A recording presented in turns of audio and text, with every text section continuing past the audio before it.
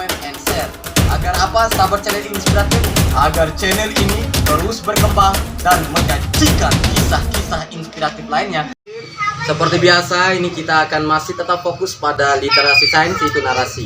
Kali ini lagi kita akan kembali mengupas salah satu sosok inspiratif yang dimiliki oleh Kabupaten Bima, Nusa Tenggara Barat. Beliau ini merupakan sosok aktivis, mantan aktivis ya. Jadi beliau dulu sangat aktif di berbagai organisasi, khususnya di organisasi KAMHI ya.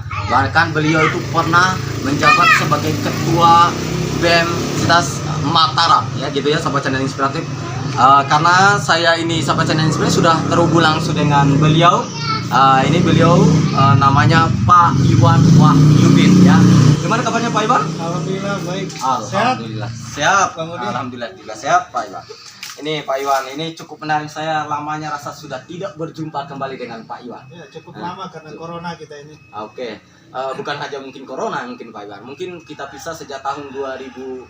Sekarang tersiar kabarnya Pak Iwan atau Bang Iwan ini sudah melahirkan juga beberapa buku ya. Alhamdulillah. Alhamdulillah. Ini Masya Allah, ini luar biasa ya sahabat channel inspiratif. Dari kesibukan yang luar biasa yang saya tahu dari dulu ini Bang, apakah kesibukan yang dulu itu masih berjalan baik di aktivitasnya di berbagai lembaga, swadaya dan sebagainya, atau mungkin sudah ada pekerjaan baru yang ditekuni saat ini itu?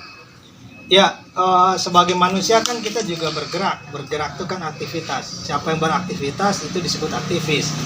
Jadi tidak ada kata berhenti dari aktivitas. Mungkin peluang kita beraktivitas itu berubah. Kalau dulu mungkin getol karena kita mahasiswa, nggak ada pekerjaan lain belajar, jadi disebut aktivis. Nah, ketika kita di lingkungan masyarakat, tetap aja kita melakukan kegiatan pemberdayaan, memberikan pencerahan, dan tentunya juga itu aktivitas sebenarnya. Ya, semakin kita dewasa tentunya semangat kita juga semakin banyak untuk beraktivitas sebenarnya. Oke, Bang Iwan, ini artinya aktivitasnya masih seperti dulu ya, cuma yang terjadi perubahan adalah mungkin ada terjadi pergeseran, suasana baru atau seperti apa? Apa yang mungkin yang ditekuni hari ini, Bang Iwan? Ya, kita melakukan pencerahan pada masyarakat, kita menulis, dan banyak juga sih pencerahan di masyarakat, bukan berarti kita harus terjun ke masyarakat ya. Nah, kita memposting tulisan-tulisan yang positif juga di sosial media. Nah, kita juga ada di kampus juga mengajar ataupun kita membina mahasiswa. Itu bagian dari kita melakukan aktivitas-aktivitas pencerahan di masyarakat. Oke, ini sempat kita sampaikan kampus ya. Memang beberapa hari terakhir ini saya mencoba menggali informasi terkait Bang Iwan ini. Kalau tidak salah dengar Bang Iwan ada mungkin memiliki jabatan strategi di salah satu universitas di Nusa Tenggara Barat, khususnya di Provinsi Pulau Sumbawa ini apa? Ya, saya pernah diberikan amanah menjadi wakil rektor 3 di Universitas Teknologi Sumbawa, kemudian di pembinaan di mahasiswa. Tentunya itu menjadi hari-hari kita. Kalau dulu kita menjadi aktivis, sekarang bagaimana kita menggoda mahasiswa itu supaya juga menjadi aktivis dalam tanda kutip dan arti yang luas, bukan aktivis yang kritis dan demonstran saja, tetapi dia aktif dan kritis untuk menjadi sosok yang paripurna baik dari segi akademik, akhlak, dan tentunya kepedulian terhadap sesama. Oke, baik. Artinya waktu dulu di sela-sela sibuk sebagai seorang aktivis atau akademisi di berbagai organisasi itu ya Bang Iwan, sekarang menjabat sebagai wakil 3 rektor. Apakah pernah ya? Berarti sekarang apa lagi? Ya, sebagai manusia biasa aja. Oh, artinya maksud saya misalnya mungkin dari wakil mungkin menjadi dosen atau seperti apa? Ya, membina mahasiswa aja. Membina mahasiswa. Oke Bang. Ini ada yang sangat menginspiratif juga dari Bang Iwan ini. Beberapa hari terakhir saya menemukan beberapa karyanya dari Bang Iwan, buku terbarunya setelah saya kemarin membaca buku perdana. Ini cukup menarik ya Bang Iwan, karena dulu kita pernah bertemu awal dari buku karya perdana saya, Senja Kabut Dalam Gelas itu. Apa yang memotivasi Bang Iwan gitu? Kan dulu Bang Iwan pernah menanyakan kepada saya, proses cara nerbit buku itu apa itu? Kok kualitas tulisannya ini seperti ini bisa diterima oleh media? Apa yang membuat termotivasinya Bang Iwan ini hingga kemudian terjun dengan sela-sela kesibukan sebagai aktivis atau berbagai pekerjaan lainnya? Sekarang menulisnya begitu produktif. Gimana itu ceritanya itu Bang Iwan? Yang pertama, kenapa menulis? Selama ini kita begitu sibuk dengan dunia aktivis gitu kan, kita jadi pembicara, kemudian kita jadi training dan sebagainya. Kadang ada beberapa materi yang berulang-ulang. Setiap angkatan atau setiap generasi itu misalnya materi training organisasi itu terus berulang-ulang gitu kan. Nah, kemudian itu akhirnya saya berpikir pada satu titik, kenapa kita harus mengulang terus materi itu dengan training? Setidaknya satu kelemahan kita, para aktivis itu kadang-kadang tidak mewariskan sesuatu dalam bentuk literasi.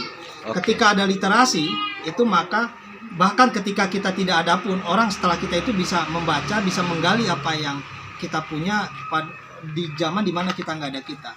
Nah, saya juga mengenal banyak tokoh-tokoh bangsa yang tentunya ada juga yang tidak menarasikan, tidak menulis apa yang dilakukan atau tidak ditulis orang, tetapi itu tidak tajam setajam mereka yang menjadi bapak bangsa, mereka yang menjadi aktivis, tetapi mereka menuliskan apa yang dia lakukan.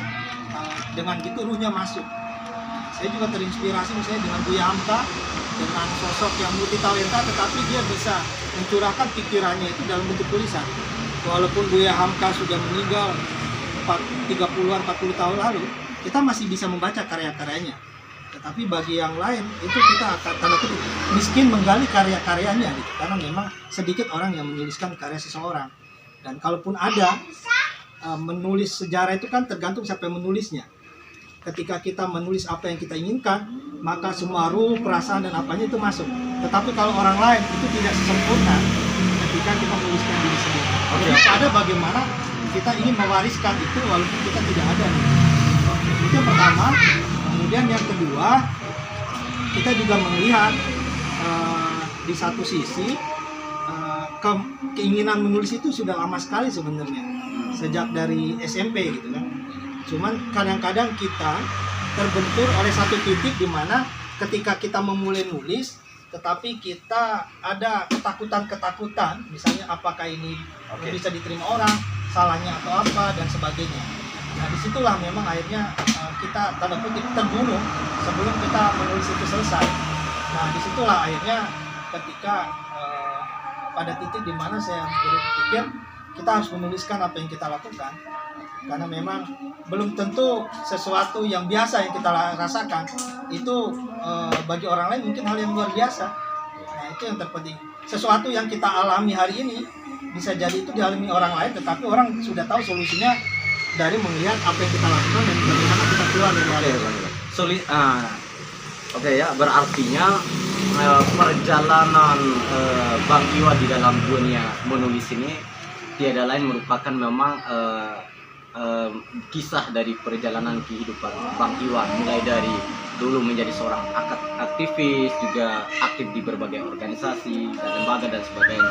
Hanya saya bisa menyatakan bahwa Bang Iwan ini memang banyak cara gitu ya untuk bagaimana kita mampu memberikan pencerahan atau membagikan ilmu kita terhadap sesama, tidak hanya melalui training di berbagai organisasi atau lembaga dan sebagainya, tetapi dengan dunia menulis pun kita bisa lakukan seperti itu ya Bang Iwan ya. Nah, tadi itu Bang Iwan sempat menyebutkan ada banyak cara gitu ya. Karena Bang Iwan sempat memang meragukan apakah karya saya ini diterima oleh media atau tidak gitu. Nah, apa yang membuat Bang Iwan ini kemudian yakin dan percaya bahwa karya ini akan diterima itu, dan seperti apa gitu Bang Iwan kemudian mampu meyakinkan diri bahwa karya ini akan diterbitkan oleh media hingga sampai sekarang sudah melahirkan banyak buku itu. Seperti apa gitu Bang Iwan agar ini adik-adik kita yang mungkin sedang semangat dalam gerakan literasi di Bima juga bisa terinspirasi dari pengalaman Bang Iwan. Bukan hanya di Bima ya, tapi ya mungkin bisa jadi di seluruh Indonesia itu, khususnya di NTB gitu Mas. Ya, saya mulai remaja sampai selesai ketika kuliah itu mengalami dua masa di mana belum ada sosial media dan masa setelah sosial media. Lalu ketika dimulai sosial media 2009, saya juga melihat bahwa tulisan-tulisan yang diposting oleh adik-adik kita atau memang orang seusia kita, kadang-kadang juga hal-hal yang sepele gitu kan, yang kadang juga tidak memiliki arti tapi dibuat postingan. Nah, lalu terpikir dalam diri saya, dulu waktu sebelum ada sosial media, kita juga banyak menulis, cuman kadang-kadang tulisan kita tidak terpublikasi karena ketakutan tadi.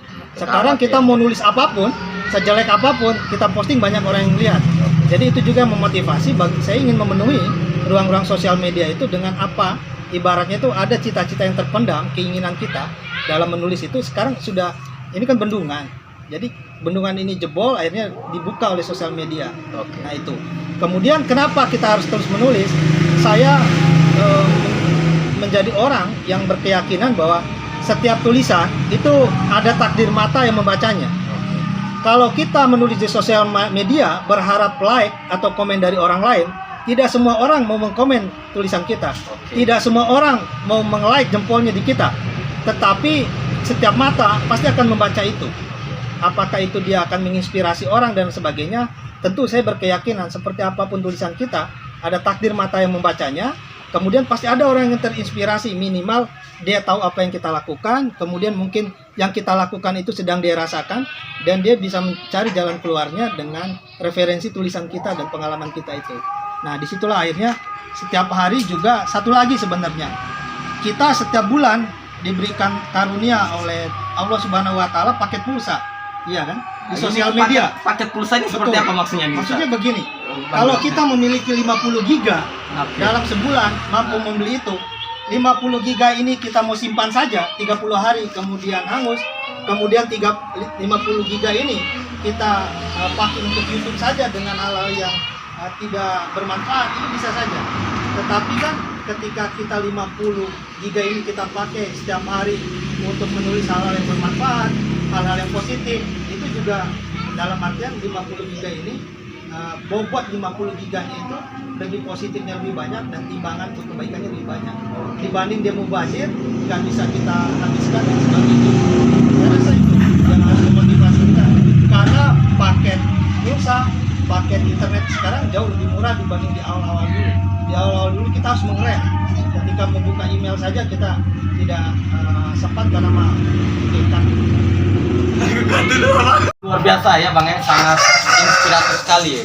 Ya memang karya itu tidak ada yang jelek dan itu tidak perlu kita ragukan apakah karya kita ini layak dipublik atau tidak dipublik. Dengan adanya juga media sosial ini kita bebas mengekspresikan diri. Jadi kita mau menulis apa saja pun itu akan sudah bisa dibaca oleh banyak orang. Bahkan dulu sebelum ada media sosial memang kita selalu tulis di dinding ke rumah. Apapun bentuk perasaan kita curahkan. Nah, seperti itu.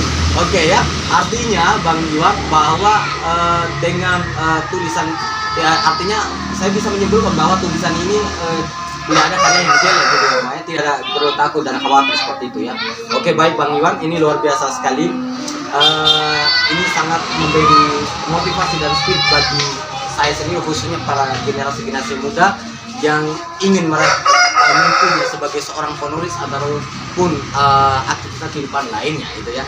Oke Bang Iwan, kita nanti akan lanjut lagi di episode selanjutnya. Nih perlu banyak hal yang ingin saya kupaskan di perjalanan Bang Iwan ini. Oke sahabat channel inspiratif, mungkin cukup sampai hari ini kita ngobrol bersama Bang Iwan Wahyudin, salah seorang penulis daerah Kabupaten Bima.